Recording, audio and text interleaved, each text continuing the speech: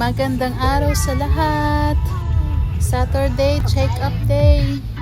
Papunta kami ng Diliman Doctors for follow-up check-up and check-up din ni Mama. Siyempre, mag-gas muna tayo. At dito na kami sa parkingan ng Diliman Doctors. Pinanihan ko si Inday dahil sabog-sabog ang buhok.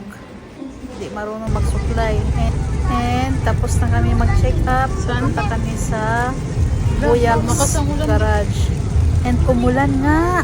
Ang lakas-lakas. Buyaks. Para walang ouchie. Tinatangkad ng aming kotse. Para hindi na sumayad. Yung likod. Papataasan yung gulong. Ay, yung tangkad niya. Sabihin ko nang gusto magpakabit niya. Ha? Sabihin ko nang gusto magpakabit. Noon pa dapat? Ayan. Ano yun ba? Toyota, the best. Sigurado ka at maasahan.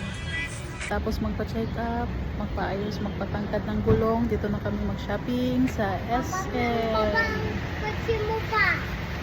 Papa. SM North. Papa, ang kotse mo. Papa. Parkingan. Saan tayo? Level D? 7. Level 7. Ang taas na. Umutot ako. Yay! Friend. Fiesta. Happy Fiesta. Yan o, banderitas.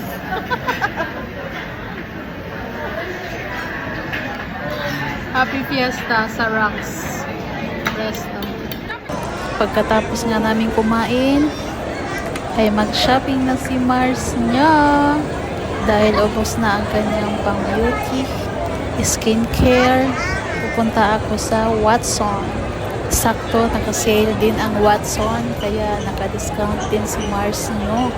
At syempre, member si Mars nyo dito sa Watson. Kaya may 20% discount.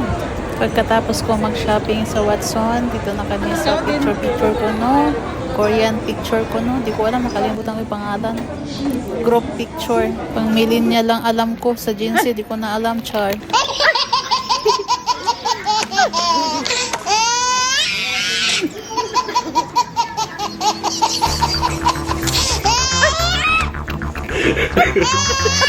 Ang taas ng building din, no? Anong floor gusto mong tumira dyan? 2 floor. Ha? 2 floor. 2 floor. 2. Grabe ang taas. Na. Papa, Mariana pa.